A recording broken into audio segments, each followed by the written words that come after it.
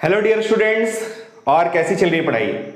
यह है फ्रिक्शन की 7th नंबर की वीडियो और न्यूमेरिकल की ये चौथी वीडियो है। फिजिक्स में चीजें इंटरलिंक्ड होती हैं, इसलिए पिछले वाली वीडियो का थोड़ा सा रेफरेंस देना जरूरी है। पिछली वीडियो में हम फ्रिक्शन में ब्लॉक ऑन ब्लॉक वाले प्रॉब्लम्स कर रहे थे, बट फोर्स सिर्फ मैंने ऐसा केस लिया था जिसमें फोर्स नीचे वाले ब्लॉक पे लग रहा था, और मैंने आपको एक सुपर फॉर्मूला दिया था जिसको समझने के बाद ब्लॉक ऑन ब्लॉक वाले प्रॉब्लम्स को सॉल्व करने के लिए पेन भी उठाने की जरूरत नहीं पड़ेगी, चाहे वो क्वेश्चन नीट का हो चाहे वो क्वेश्चन जेई का हो। आज की इस वीडियो में भी हम फ्रिक्शन ब्लॉक ऑन ब्लॉक वाले प्रॉब्लम्स को ही देखेंगे, बट आज की वीडियो में जितने भी क्वेश्चन लेंगे उसमें जो फोर्स लगेगा वो ऊपर वाले ब्लॉक पे लगेगा। ऊपर वाले ब्लॉक पे जब फोर्स लगता है तो और भी इंटरेस्टिंग केसेस बनते हैं, बहुत सारी लेयर्स होती हैं जिन्हें हमें समझना चाहिए। तो आइए देखते हैं, पूरे कॉन्सेंट्रेशन के साथ इस वीडियो को देखना। एक बार में अगर इस वीडियो को शुरू से आप लास्ट तक देखेंगे तो ही आपको मैक्सिमम बेनिफिट होगा, और एक पेन कॉपी लेके बैठना। सो सपोज ये एक हॉरिजॉन्टल सरफेस है, रफ भी हो सकता है, क्वेश्चन में परफेक्टली स्मूथ भी गिवन हो सकता है, बट हम लोग जनरल केस लेके इसकी एनालिसिस करेंगे और यहां पे रफनेस लेंगे। अब इसके ऊपर एक ब्लॉक है और उसके ऊपर एक दूसरा ब्लॉक है। ऊपर वाले ब्लॉक का मास m1 ले लेते हैं, नीचे वाले ब्लॉक का मास ले लेते हैं m2। अभी यहां पे रफनेस है μ1, यहां पे भी रफनेस है, कोफिशिएंट ऑफ फ्रिक्शन है μ2। अभी अगर फिलहाल ऊपर वाले ब्लॉक पे या फिर नीचे वाले ब्लॉक पे कोई फोर्स ना लगाया जाए तो क्या यहां पे या फिर यहां पे कोई फ्रिक्शन लगेगा? नहीं लगेगा। क्यों? क्योंकि अगर हम इसका एबीडी बनाएं, बहुत ही सिंपल एबीडी है, दिख रहा होगा आपको m1g vertically downward, normal reaction ऊपर, दोनों बैलेंस होंगे। वैसे इसका एबीडी बनाया तो m2g वर्टिकली डाउनवर्ड, ऊपर से नॉर्मल रिएक्शन n1, और यहां से normal reaction by the ground vertically upward. यानी जितने भी फोर्सेस हैं वो वर्टिकली अपवर्ड डायरेक्शन में ही हैं, यानी m1 में या फिर m2 में हॉरिजॉन्टल डायरेक्शन में ना ही कोई एक्चुअल में मोशन है और ना ही मोशन की टेंडेंसी है। इसलिए अभी फिलहाल यहां पे या फिर यहां पे कोई भी फ्रिक्शन नहीं लगेगा। अब सपोज ऊपर वाले ब्लॉक पे आपने फोर्स हॉरिजॉन्टल डायरेक्शन में लगाना शुरू किया। इस केस में भी मैं आपको एक फॉर्मूला निकाल के दूंगा जो आपको किसी भी बुक में, किसी भी वेबसाइट पे या किसी और की वीडियो में शायद नहीं मिलेगा। उस फॉर्मूले को समझ लेने के बाद भी ऐसे क्वेश्चन को सॉल्व करने के लिए आपको पेन उठाने की जरूरत नहीं पड़ेगी, यूं आप विद इन सेकेंड्स क्वेश्चन को सॉल्व कर लेंगे। अब अगर ऊपर वाले ब्लॉक पे हल्का सा फोर्स लगाया जाए तो क्या होगा, अब उसको बहुत ही बारीकी से समझते हैं। इसमें हर एक चीज को हमें धीरे धीरे समझते जाना है, फिर हम समझेंगे इसमें कौन कौन सा केस बनेगा, कैसे कैसे क्वेश्चंस पूछे जा सकते हैं और उन्हें हम कैसे कैसे सॉल्व करेंगे। अब अगर इस ऊपर वाले ब्लॉक पे लगने वाले हम फोर्सेस को देखें, एफबीडी नहीं बना रहे, m1g vertically downward, normal reaction एक n1 ऊपर होगा, वो तो आपको दिख ही रहा होगा, सिर्फ फ्रिक्शन की बात करते हैं। अगर ऊपर वाले ब्लॉक पे आप हॉरिजॉन्टल डायरेक्शन में एक फोर्स लगाएंगे F, तो इस नीचे वाले ब्लॉक के रेस्पेक्ट में ऊपर वाले ब्लॉक में राइट साइड में जाने की टेंडेंसी डेवलप होगी, तो ये वाला ब्लॉक ऊपर वाले ब्लॉक पे लगाएगा इस लेफ्ट डायरेक्शन में फ्रिक्शन। तो हमने लगाया एक हॉरिजॉन्टल फोर्स F, इसकी वैल्यू अभी कम है, इधर लगने लगा फ्रिक्शन। अब ये फ्रिक्शन कौन सा फ्रिक्शन होगा? अभी ये फ्रिक्शन सिंपल वाला स्टैटिक फ्रिक्शन होगा। सिंपल वाला स्टैटिक फ्रिक्शन मतलब static friction self adjusting nature का होता है। जैसे जैसे हम फोर्स की वैल्यू बढ़ाएंगे या घटाएंगे वो अपने आप को एक्सटर्नल अप्लाइड फोर्स के अकॉर्डिंग एडजस्ट कर सकता है। बट अगर हम फोर्स की वैल्यू बढ़ाएं तो एफ एस की वैल्यू बढ़ते बढ़ते एक पर्टिकुलर लिमिट तक ही, एक मैक्सिमम वैल्यू तक ही बढ़ सकती है। उसे हम क्या बोलते हैं? उसे हम बोलते हैं एफ एस मैक्स। तो ये क्लियर हो गया। हमने ऊपर वाले ब्लॉक पे लगाया फोर्स, तो इस वाले ब्लॉक ने इस वाले ब्लॉक पे लगाया स्टैटिक फ्रिक्शन। अभी क्या ये ब्लॉक चल रहा है? नहीं चल रहा है, ये वाला ब्लॉक रुका हुआ है। अब इस वाले ब्लॉक की बात करते हैं। इस m2 पे हम F वाला फोर्स नहीं लगा रहे। ये जो फोर्स F लग रहा है वो किस वाले ब्लॉक पे लग रहा है? ये ऊपर वाले ब्लॉक पे लग रहा है।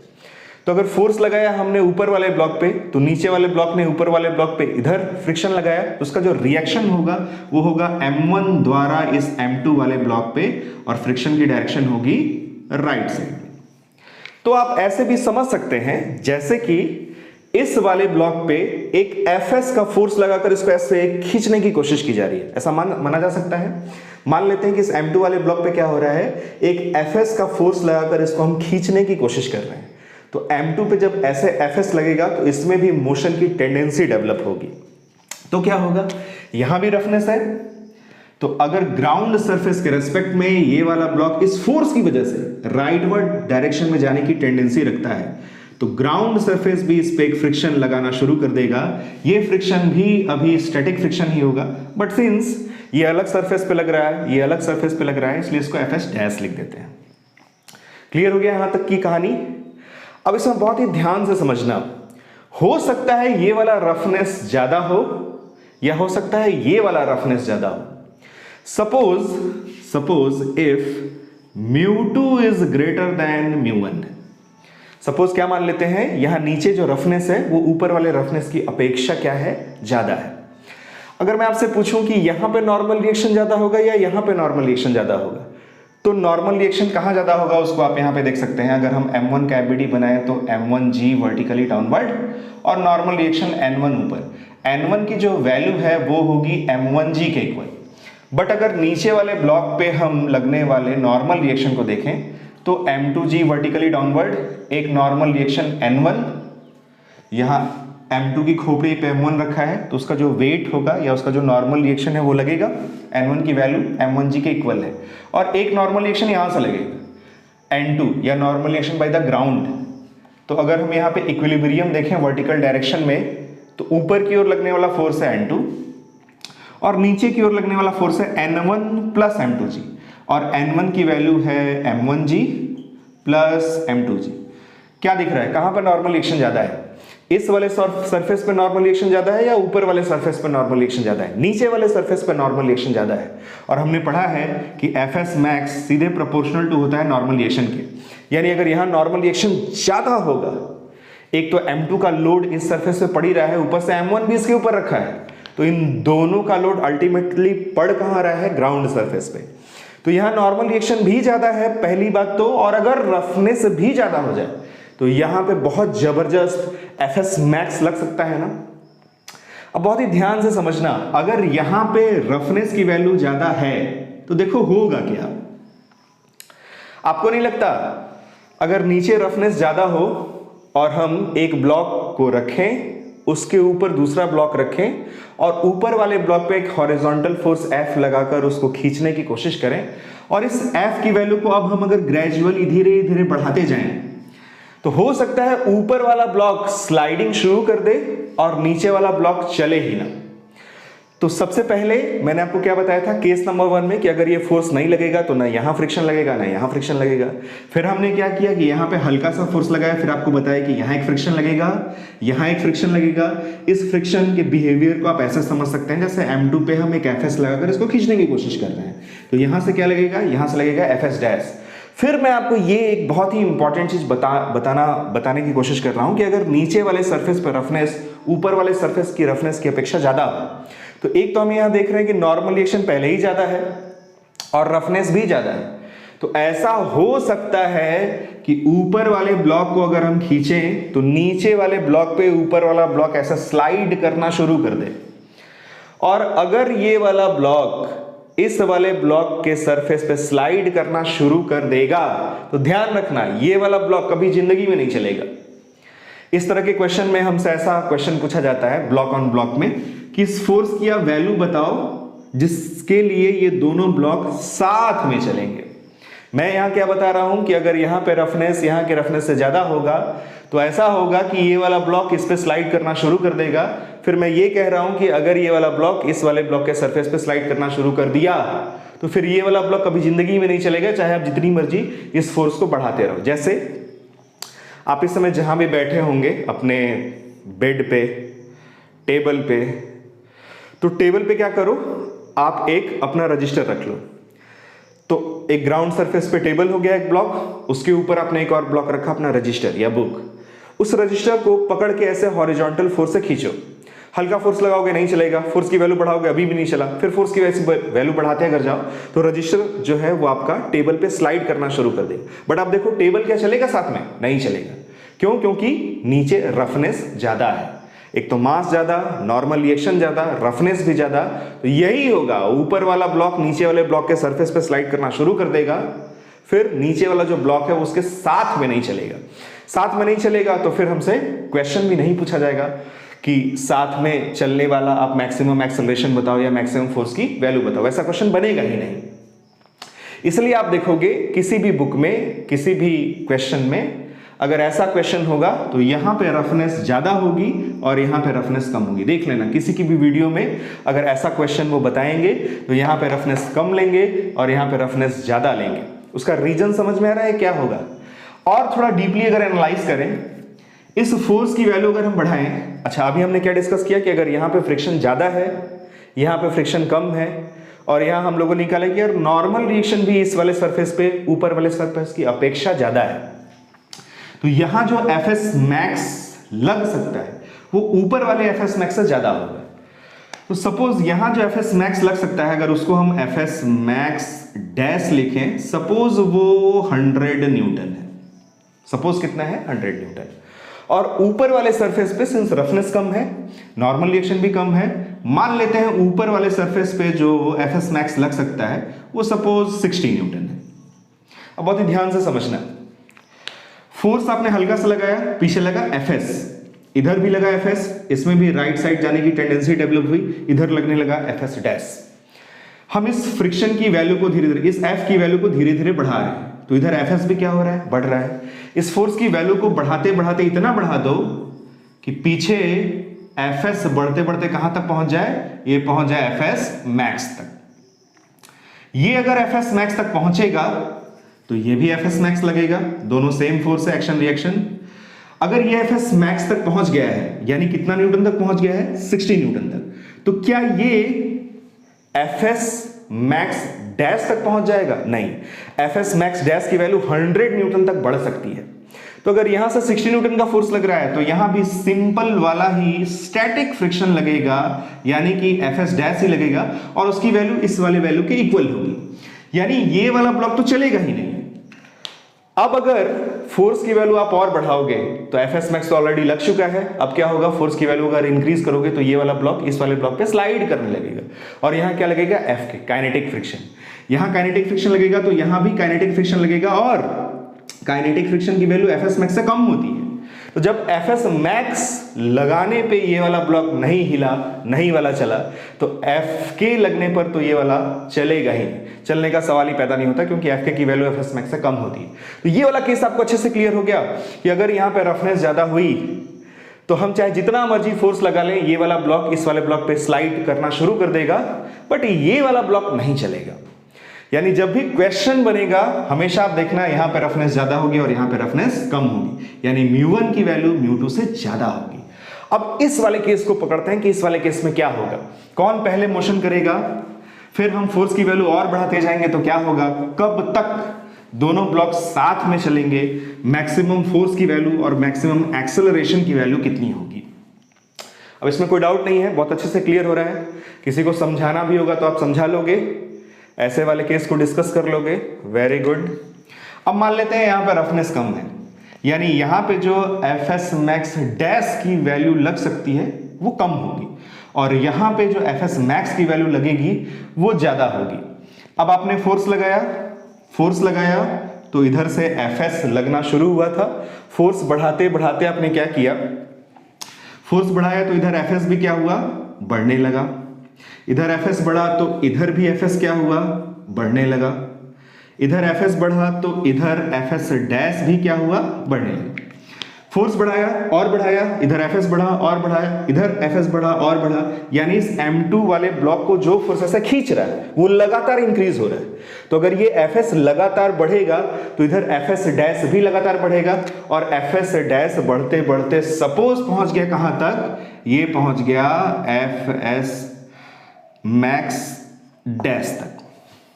फोर्स बढ़ाते बढ़ाते इतना बढ़ाया कि पीछे Fs बढ़ते बढ़ते इतना बढ़ा कि इधर Fs बढ़ते बढ़ते इतना बढ़ा कि इधर Fs बढ़ते बढ़ते Fs डैश बढ़ते बढ़ते Fs मैक्स डैश तक पहुंच गया। इसकी वैल्यू कम है, पहले अचीव हो जाएगी, इसकी वैल्यू ज्यादा है, ये अभी और बढ़ सकता है।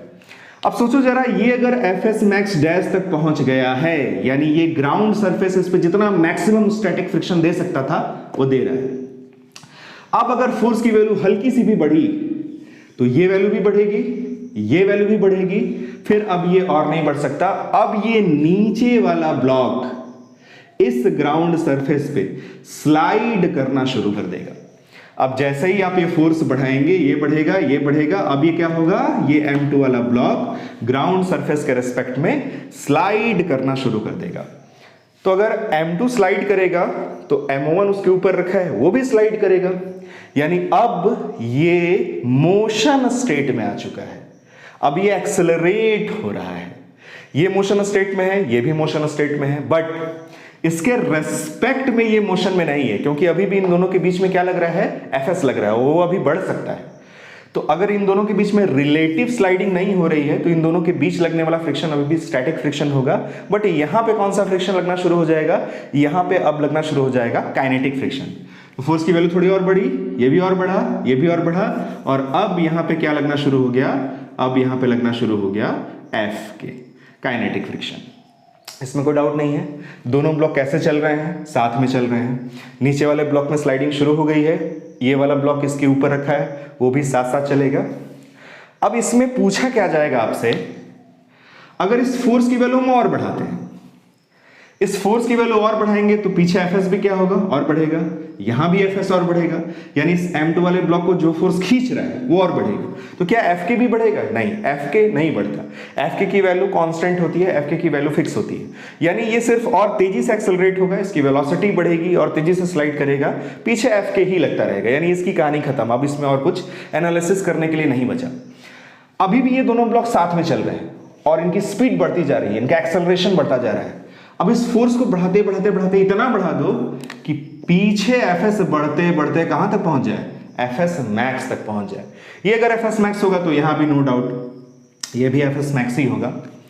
अब अगर फोर्स की वैल्यू आपने बढ़ाते बढ़ाते इतनी बढ़ा दी है कि यहां एफएस बढ़ते बढ़ते एफएस मैक्स तक पहुंच गया है, तब ये दोनों ब्लॉक साथ में चल रहे होंगे, साथ में एक्सेलरेट हो रहे होंगे, बट अब ये फोर्स वो मैक्सिमम फोर्स है जिसके लिए ये दोनों ब्लॉक साथ में चिपक के चलेंगे, दोनों का एक्सेलरेशन सेम होगा, क्योंकि अब इस ऊपर वाले ब्लॉक पे पीछे की साइड क्या लग रहा है, एफएस मैक्स लग रहा है। अब फोर्स की वैल्यू और बढ़ाएंगे तो फिर यहां पे अब एफके लगना शुरू हो जाएगा, ये M1 वाला ब्लॉक M2 वाले ब्लॉक पे स्लाइड करना शुरू कर देगा, कुछ ऐसा कंडीशन होगा। फिर से देखिए, नीचे वाला ब्लॉक भी एक्सेलरेट हो रहा है, ऊपर वाला ब्लॉक भी एक्सेलरेट हो रहा है, बट दोनों का एक्सेलरेशन अलग अलग होगा। ऊपर वाला ब्लॉक ज्यादा तेजी से एक्सेलरेट होगा, उसका एक्सेलरेशन ज्यादा होगा।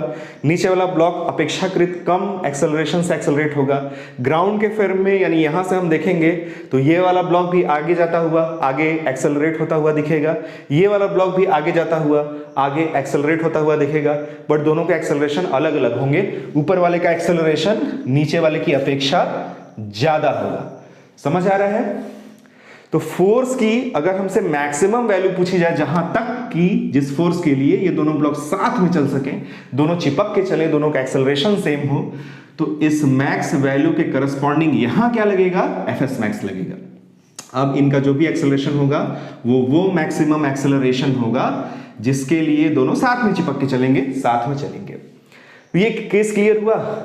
अब अगर फोर्स की वैल्यू और ज्यादा होगी तो फिर कौन सा केस बनेगा और उसमें क्या क्वेश्चन में पूछा जाएगा, उसका भी डिस्कशन करेंगे।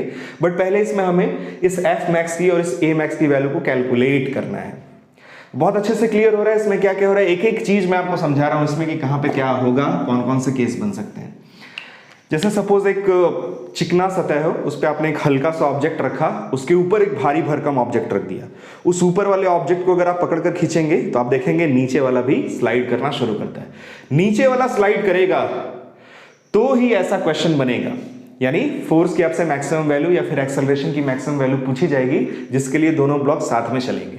इससे पहले वाला जो केस था उसमें क्या हो रहा था, उसमें यहाँ पे रफनेस ज्यादा थी, तो हमने ये देखा कि इस पे अगर हम फोर्स की वैल्यू को धीरे धीरे बढ़ाएं तो एक स्थिति ऐसी आएगी जब यहाँ पे एफ एस मैक्स पहले अचीव हो जाएगा, यहाँ पे एफ एस मैक्स डैश की जो वैल्यू थी वो ज्यादा है, ये चलेगा ही नहीं, और ये जो ऊपर वाला ब्लॉक है वो नीचे वाले ब्लॉक के सरफेस पे स्लाइड करना शुरू कर देगा। और मैंने ये कहा कि अगर ऊपर वाला ब्लॉक नीचे वाले ब्लॉक के सरफेस पे स्लाइड करना शुरू कर देता है तो फिर फोर्स की वैल्यू आप जितनी मर्जी बढ़ा लो, ये नीचे वाला ब्लॉक कभी भी चलेगा ही नहीं।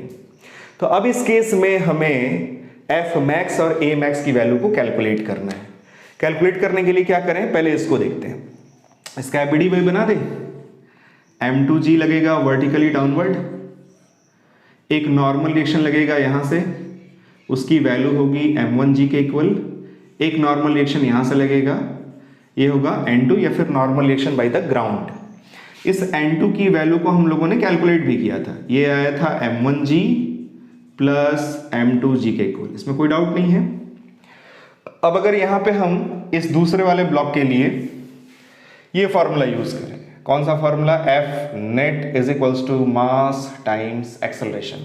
नेट फोर्स क्या होगा, राइटवर्ड डायरेक्शन में इस पे जो फोर्स लग रहा है वो है एफ एस मैक्स, और लेफ्टवर्ड डायरेक्शन में जो फोर्स लग रहा है वो है एफ के। दिख रहा है ये मोशन स्टेट में है, चल रहा है, और इसके ऊपर ये m1 ब्लॉक है, दोनों साथ साथ में चल रहे हैं। ऊपर क्या लग रहा है, एफ एस मैक्स, यहां भी क्या लग रहा है, एफ एस मैक्स, और नीचे स्लाइडिंग हो रही है, तो क्या लगेगा, काइनेटिक फ्रिक्शन। कैसे इक्वेशन लिखेंगे, F S max minus F के इज इक्वल्स टू मास कितना है, m2 इंटू एक्सेलरेशन कौन सा है, मैक्स। कौन सा ए मैक्स, वो मैक्सिमम एक्सेलरेशन है जहां तक ये दोनों साथ में चिपक के चलेंगे। एफ एस मैक्स की वैल्यू को कैसे लिखेंगे, एफ एस मैक्स कहां लग रहा है, इन दोनों सरफेसेस के बीच में, तो एफ एस मैक्स होगा कितना, by formula F S max होता है म्यू इंटू एन। म्यू क्या है, दोनों सरफेसेस के बीच में μ1, और n क्या है, n1, और n1 की वैल्यू कितनी है, m1g। इसमें तो कोई डाउट नहीं है आपको। तो एफ एस मैक्स की वैल्यू हमने लिख दी μ1 m1g माइनस एफ के क्या है, काइनेटिक फ्रिक्शन, ये क्या होगा, by formula μ2 into normal reaction n2। तो इसको भी लिख देते हैं μ2, और n2 की वैल्यू भी पुट कर दें, n2 की वैल्यू है m1g प्लस m2g। भी थोड़ी मेहनत करनी पड़ेगी फॉर्मूला को निकालने में, रुको जरा सबर करो, is equals to m2 into a max. यहां से अगर हम ए मैक्स की वैल्यू को कैलकुलेट करें तो ए मैक्स का जो फॉर्मूला मिलेगा वो होगा μ1 m1g minus μ2 m1g plus m2g divided by m2। ना गंदा सा फॉर्मूला आ रहा है देखने में, इसको आपको याद भी नहीं करना है। इसमें जब भी हमसे पूछा जाता है मैक्सिमम फोर्स पूछा जाता है, और मैक्सिमम एक्सेलरेशन अगर पूछा भी जाएगा तो कंसेप्ट आपके सामने है।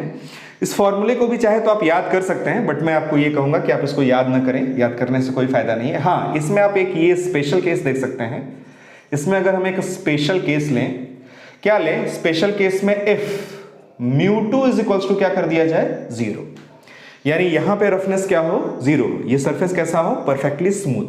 तो अगर μ2 की वैल्यू को हम 0 करें तो ये वाला पोर्शन पूरा 0 हो जाएगा, इसलिए a मैक्स की जो वैल्यू हमें मिलेगी वो कितनी होगी, μ1 m1g डिवाइडेड बाई m2, यानी ऊपर वाला जो रफनेस है उसकी value m1g divided by m2, ये है a मैक्स की वैल्यू। लेकिन किस केस में, उस केस में जब नीचे हमारा जो रफनेस है उसकी वैल्यू क्या हो, उसकी वैल्यू 0 हो, सरफेस कैसा हो, परफेक्टली स्मूथ हो। तो इसको भी आप साइड में कहीं लिख लेना या इसी में लिख लेना स्पेशल केस में कि इफ μ2 इज इक्वल्स टू 0 तो a मैक्स की वैल्यू ये आएगी। अब हम एफ मैक्स की वैल्यू को कैलकुलेट करने जा रहे हैं। एफ मैक्स लग किस पे रहा है, एफ मैक्स लग रहा है ऊपर वाले ब्लॉक पे, तो हमें एफ मैक्स को कैलकुलेट करने के लिए कहां जाना चाहिए, ऊपर वाले ब्लॉक पे। तो ऊपर वाले ब्लॉक का एफबीडी बनाते हैं, इक्वेशंस ऑफ फोर्स लिखते हैं, और वहां से एफ मैक्स की वैल्यू को कैलकुलेट करते हैं। ऊपर वाले ब्लॉक का एफबीडी बहुत ही सिंपल है, आधा तो बना ही हुआ है, इसी में लगा देते हैं यहाँ पे m1g, और यहां से लगा देते हैं नॉर्मल रिएक्शन n1। ये भी उसी एक्सेलरेशन से एक्सेलरेट हो रहा है, दोनों साथ में चल रहे हैं। ये वाला ब्लॉक इस वाले ब्लॉक पे फिसलने ही वाला है। अगर इस फोर्स की वैल्यू जरा सा इससे इंक्रीज हुई तो फिर ये वाला ब्लॉक इस वाले ब्लॉक के सरफेस पे से स्लाइड करना शुरू कर देगा।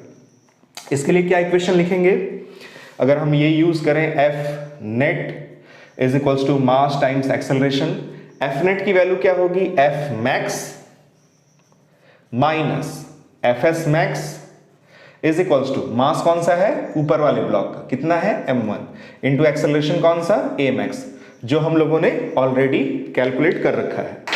अब यहां पे F max minus Fs max की वैल्यू, Fs max की वैल्यू होगी μ1 m1g is equals to m1 a max की वैल्यू ये रहेगी, तो इसको पुट कर देते हैं μ1 m1g माइनस जो इसका फॉर्मूला आएगा वो उतना कॉम्प्लिकेटेड नहीं होगा, तो आपको टेंशन लेने की जरूरत नहीं कि ये कैसा फॉर्मूला है, इसको हम कैसे याद करेंगे, बहुत आराम से याद हो जाएगा। μ2 m1g प्लस m2g और डिवाइडेड बाई क्या है, डिवाइडेड बाई है m2।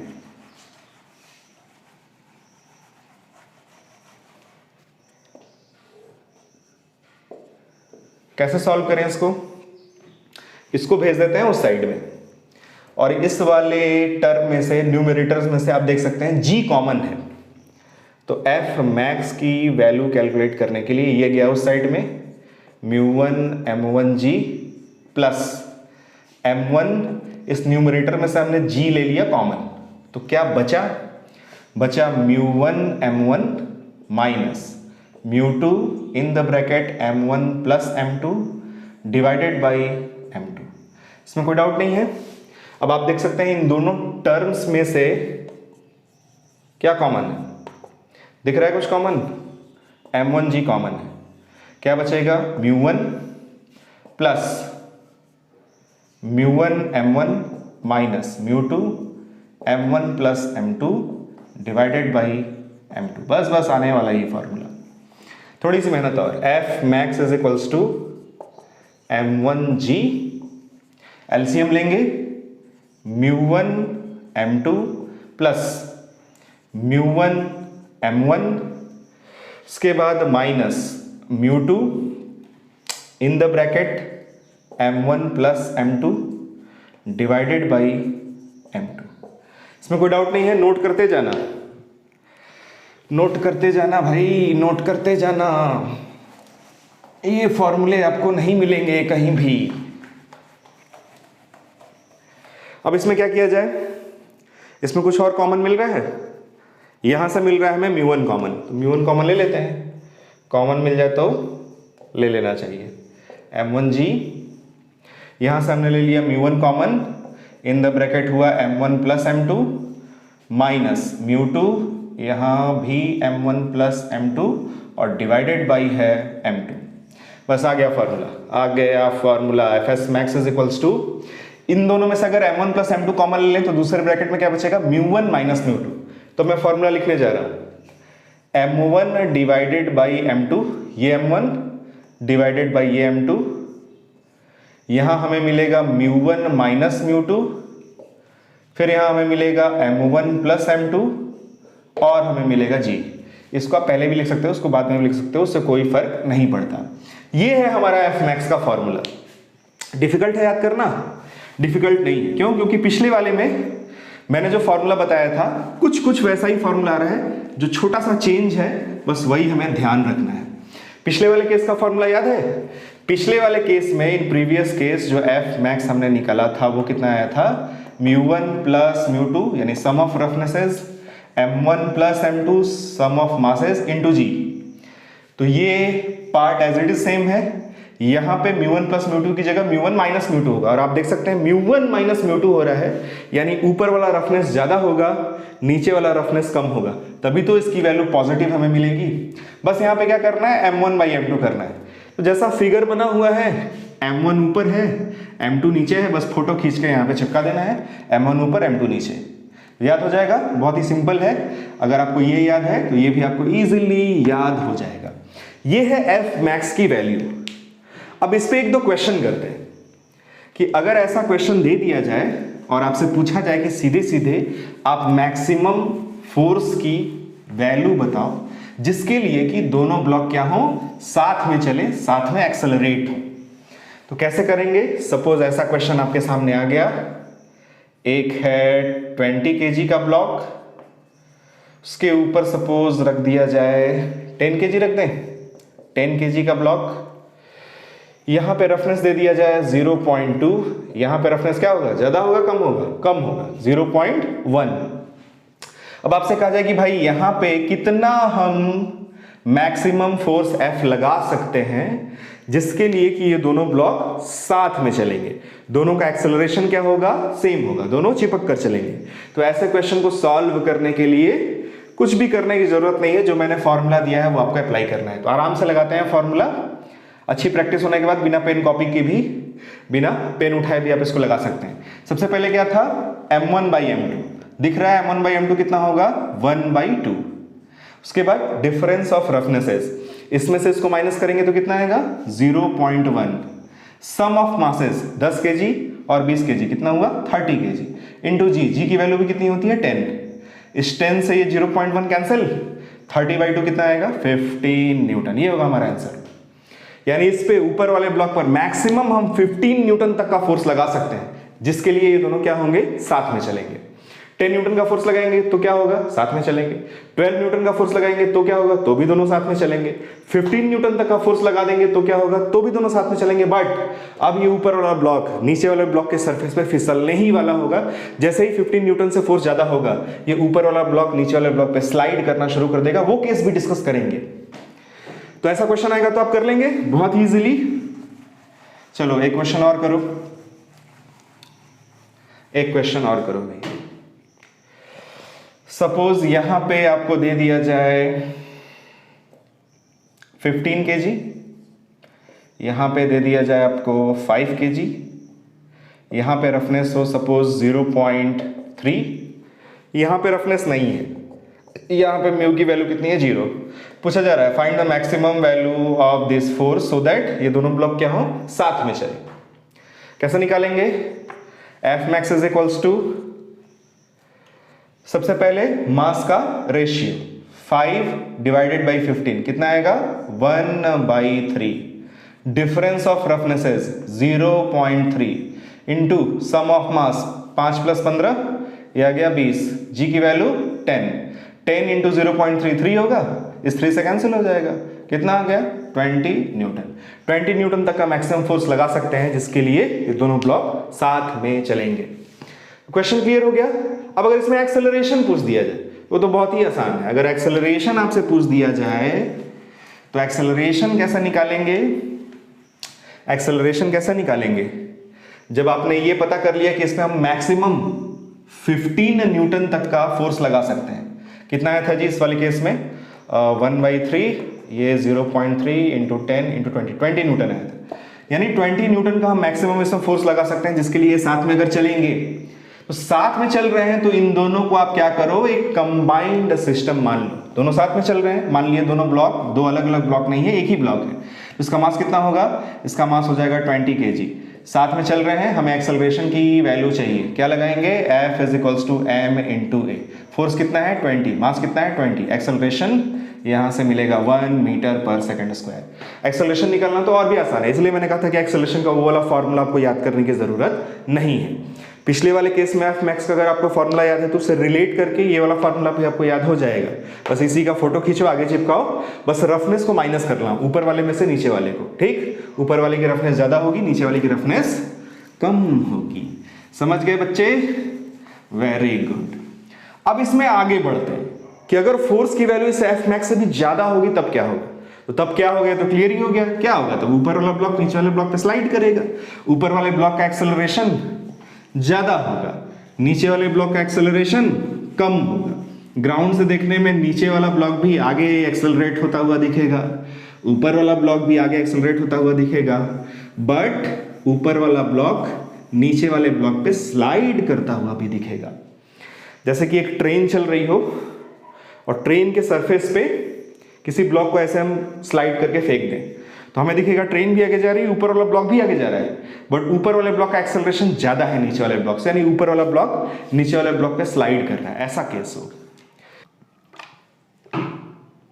बढ़ते हैं अगले केस की तरफ। अगर ऐसा क्वेश्चन आ जाए जिसमें ऊपर लगने वाला फोर्स F max से भी ज्यादा हो तो क्या पूछा जाएगा आपसे, इसको देखते हैं। सपोज ये एक ब्लॉक है, इसका मास है 20 kg, इसके ऊपर आपने रखा एक 10 kg का ब्लॉक। और यहाँ पे रफनेस है 0.5, यहाँ रफनेस ज़्यादा होगी कम होगी? कम होगी। कितना ले लें? 0.1 ले लेते हैं। अब यहाँ पे अगर सपोज आपको एक वैल्यू दे दी जाए फोर्स की और उसकी वैल्यू एफ मैक्स से ज़्यादा हो, तो क्वेश्चन में ये बताएगा नहीं ना आपको कि जो फोर्स लग रहा है वो एफ मैक्स से ज़्यादा है कि कम है, वो तो आपको कैलकुलेट करना होगा। इसलिए तो इस फॉर्मूले का इंपॉर्टेंस है। यहाँ पे अगर हम एफ मैक्स कैलकुलेट करें तो कितना होगा? 10/20, 1/2 आ गया। डिफरेंस ऑफ रफनेसेस 0.4 आ गया। सम ऑफ मासेस 30 आ गया, इंटू जी की वैल्यू 10 हो गई। 10 इंटू 0.4 4 हो गया, 4 डिवाइडेड बाई 2 2 हो गया, और 30 इंटू 2 आया 60। कैलकुलेट कर लेना, 60 न्यूटन आएगा। तो अब सपोज यहाँ पे जो फोर्स लग रहा है, इस फोर्स की वैल्यू मैं आपको दे दूं 100 न्यूटन, तो तुरंत आप ये बता पाओगे कि नहीं बता पाओगे कि सर ये वाला ब्लॉक इस वाले ब्लॉक पे स्लाइड करेगा? दोनों के बीच में रिलेटिव स्लाइडिंग होगी, तो रिलेटिव स्लाइडिंग होगी, रिलेटिव स्लिपिंग होगी, तो फिर यहाँ पे जो फोर्स लगेगा वो भी एफ के यानी कि काइनेटिक फ्रिक्शन होगा। इस वाले ब्लॉक का एक्सेलरेशन अलग होगा, इस वाले ब्लॉक का एक्सेलरेशन अलग होगा, इस वाले ब्लॉक का एक्सेलरेशन ज्यादा होगा, इस वाले ब्लॉक का एक्सेलरेशन कम होगा। ग्राउंड के रिस्पेक्ट में दोनों आगे जाते हुए दिखेंगे, बट ऊपर वाला ब्लॉक नीचे वाले ब्लॉक पे ऐसे स्लाइड कर रहा होगा। तो इतना कुछ आप कब बता पा रहे हो? जब आपको ये पता है कि ये वाली वैल्यू एफ मैक्स से क्या है? ज्यादा है। तो ऐसे क्वेश्चन को सॉल्व कैसे करेंगे? सॉल्व करना बहुत ही इजी है। एक एक ब्लॉक को पकड़ो, एफबीडी बनाओ, इक्वेशन ऑफ फोर्स लिखो, आपको एक्सेलरेशन मिल जाएगा। तो स्टार्ट करते हैं। सबसे पहले 10 kg वाले ब्लॉक को देखते हैं, इसी को निपटाते हैं। 10g यानी 100 न्यूटन नीचे, नॉर्मल रिएक्शन N1 ऊपर, इधर से आपने फोर्स लगाया कितना? 100 न्यूटन का। इधर कौन सा फोर्स लगेगा? इधर लगेगा Fk, काइनेटिक फ्रिक्शन। कैलकुलेट कर लोगे? कैलकुलेट करने में होता है formula mu into N. Mu कितना है? 0.5। नॉर्मल रिएक्शन कितना है? 100, तो इसकी वैल्यू आ जाएगी 50। इसका एक्सेलरेशन मान लेते हैं a1। कैसे लिखेंगे? F net is equals to mass times acceleration. F net कितना होगा? 100 माइनस 50। इधर की तरफ फोर्स 100, इधर 50। नेट फोर्स कितना आएगा? 100 माइनस 50। मास कितना है? 10। एक्सेलरेशन हमने कितना लिया है? a1। तो कितना जाएगा ये a1? 5 मीटर पर सेकंड स्क्वायर। ये मिल गया हमें पहला एक्सेलरेशन। दूसरा एक्सेलरेशन निकालते हैं नीचे वाले ब्लॉक का। इसका एफबीडी बनाएंगे तो क्या होगा? 20 kg में 200 न्यूटन वर्टिकली डाउनवर्ड। एक नॉर्मल रिएक्शन यहां से लगेगा N1, इसकी वैल्यू हम लोगों ने निकाली है 100। एक normal reaction by the ground मिलेगा, इसको ले लेते हैं N2। नीचे की तरफ टोटल फोर्स 100 प्लस 200 यानी 300, वो बैलेंस हो रहा है किससे? N2 से। तो N2 की वैल्यू हो गई 300। इसने इस पे लगाया इस डायरेक्शन में काइनेटिक फ्रिक्शन, तो उसका रिएक्शन जो इस पे होगा वो इस डायरेक्शन में होगा। ये है एफ के, इसकी वैल्यू भी हम लोगों ने कैलकुलेट करी हुई है। एफ के की वैल्यू है 50। यहां पे भी एफ के लगेगा क्योंकि ये भी मोशन में है, इस ग्राउंड सरफेस के रेस्पेक्ट में स्लाइड हो रहा है, तो यहां भी काइनेटिक फ्रिक्शन ही लग रहा होगा। इस काइनेटिक फ्रिक्शन की वैल्यू को भी कैलकुलेट कर लेते हैं। इसको एफ पे डैश ले लेते हैं। इसकी वैल्यू कैसे कैलकुलेट करेंगे? यहाँ पे नॉर्मल रिएक्शन कितना है? 0.1 इंटू नॉर्मल रिएक्शन कितना है? 300, तो ये आएगा हमारा 30। इसका एक्सेलरेशन मान लेते हैं a2। इसके लिए भी लगा देते हैं F net is equals to mass times acceleration. Net force कितना होगा? इस डायरेक्शन में 50, इस डायरेक्शन में 30, तो 50 माइनस 30 इज इक्वल्स टू, इसका मास कितना है? 20 इंटू एक्सेलरेशन a2। यहाँ से ये हुआ 20 इज इक्वल्स टू 20 a2। यहाँ से a2 की वैल्यू हमें मिली 1 मीटर पर सेकंड स्क्वायर। किसका एक्सेलरेशन ज़्यादा है? इस वाले का एक्सेलरेशन ज़्यादा है। ऊपर वाले ब्लॉक का एक्सेलरेशन ज़्यादा होगा, नीचे वाले ब्लॉक का एक्सेलरेशन कम होगा। तो आई होप अब ऐसा सवाल आप कर लेंगे। इसमें और भी छोटी छोटी और भी वैरायटी हो सकती हैं। वैसे छोटे छोटे जो क्वेश्चंस हैं उनको मैं छोटा रिचार्ज सीरीज की जो वीडियोस बनती हैं मेरे चैनल पे, आपको 4 तरह की वीडियोस मिलेंगी। एक नेचर सीरीज की वीडियो जो मैंने नई शुरू करी है, जिसमें मैं फील्ड में जाके कभी पहाड़ों के पास, कभी नदियों के पास, कभी खुले आसमान के नीचे, कभी सड़कों पे फिजिक्स के छोटे बड़े कॉन्सेप्ट समझाता हूँ। एक नेचर सीरीज की वीडियोस हैं। एक ऐसे एकेडमिक वीडियोस आपको मिलेंगी 11th 12th जो आपके जो चैप्टर्स हैं उनके नीट और जेई लेवल तक के आपको मिलेंगे क्वेश्चंस और कॉन्सेप्ट्स। एक होगा छोटा रिचार्ज सीरीज का वीडियो, बड़ा इंटरेस्टिंग वीडियो होता है, उसको भी ज़रूर देखना चाहिए आपको। और एक कुछ मोटिवेशनल वीडियोस मिलेंगी जिसमें स्टूडेंट लाइफ में और टीचिंग लाइफ में मेरा जो भी एक्सपीरियंस रहा है वो मैं आपके साथ में शेयर करता हूँ। तो इसके जो बचे खुचे क्वेश्चन है वो छोटा रिचार्ज सीरीज की वीडियो में 8-10 में बना डालूंगा, तो उसमें और जो वैरायटी इसके क्वेश्चंस में हो सकती हैं, जैसे ऐसा क्वेश्चन भी पूछा जा सकता है आपसे कि सपोज एक ब्लॉक के ऊपर दूसरा ब्लॉक रखा है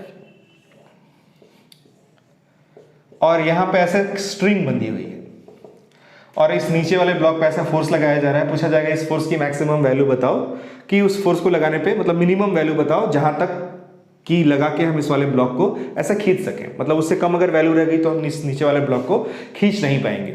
या फिर ये स्ट्रिंग ऐसे हॉरिजॉन्टल भी हो सकती है। बहुत तरह के इसमें और भी केसेस बन सकते हैं। फिजिक्स में क्वेश्चन कभी खत्म नहीं होते, फिजिक्स में बहुत सारे क्वेश्चन बन सकते हैं, तो उनको एक एक करके धीरे धीरे देखते रहेंगे। फिलहाल यहाँ पे फ्रिक्शन वाला जो अपना चैप्टर है वो होता है कंप्लीट। फ्रिक्शन में कुछ छोटे छोटे पॉइंट्स और हैं, जैसे एक रोलिंग फ्रिक्शन होता है। जब भी कोई ऑब्जेक्ट किसी सरफेस पे ऐसे रोल करता है तो इस सरफेस द्वारा इस पे जो फ्रिक्शन लगता है उसको रोलिंग फ्रिक्शन बोलते हैं। उसका ऐसा कोई फॉर्मूला नहीं है, उसका ऐसा कोई न्यूमेरिकल आपके सिलेबस में नहीं है, तो उसको बहुत डिटेल में हम नहीं पढ़ेंगे। बस ये समझ लेना जब भी कोई बॉडी रोल करती है तो जो फ्रिक्शन लगता है उसको हम रोलिंग फ्रिक्शन कहते हैं। फिर कुछ मेथड्स ऐसे होते हैं जिससे हम फ्रिक्शन को बढ़ाते हैं और कुछ मेथड्स ऐसे होते हैं जिनसे हम फ्रिक्शन को घटाते हैं। जैसे जितना भी मशीनरी वाला पार्ट है आपके बाइक में, इंजन में, या जितनी भी मशीनरी वर्ल्ड है, मशीनें जहाँ जहाँ काम करती हैं वहाँ पे कहीं पानी द्वारा, आपने देखा होगा टाइल्स की जो कटिंग होती है, मार्बल की जो कटिंग होती है, उसकी जो मशीन होती है उसको जब काटते हैं तो साथ में पानी भी डालते हैं ताकि फ्रिक्शन को वो क्या करे, मिनिमाइज करे, हीट भी कम प्रोड्यूस हो। तो पानी डाल के भी हम फ्रिक्शन को मिनिमाइज करते हैं। कभी कभी ग्रीस या ऑयलिंग करके हम फ्रिक्शन को कम करते हैं। बाइक में डालते हो ना आप, मोबिल डालते हो, इंजन ऑयल डालते हो, ग्रीस लगाते हो, तो ये सब कौन सी टेक्निक्स हैं, फ्रिक्शन को कम करने की टेक्निक है। और फ्रिक्शन अगर बढ़ाना है तो आप क्या कर सकते हो, आप सर्फेसेस को रफ कर सकते हो, खुरदरा कर सकते हो, बहुत सारी उसकी भी टेक्निक्स होती हैं। कहीं कहीं हमें फ्रिक्शन को बढ़ाने की ज़रूरत पड़ती है, कहीं कहीं फ्रिक्शन को घटाने की ज़रूरत पड़ती है। तो यहाँ हम लोग का फ्रिक्शन वाला चैप्टर समाप्त होता है। अगर इसमें कुछ रह जाए डाउट आपको तो आप कमेंट सेक्शन में बताइएगा, मैं फिर उस पर कोई ना कोई वीडियो ज़रूर बनाऊंगा। तो अब अगली वीडियो में मिलेंगे और वहाँ से पढ़ेंगे सर्कुलर मोशन। चलिए फिर मिलते हैं अगली वीडियो में, तब तक पढ़ते रहना।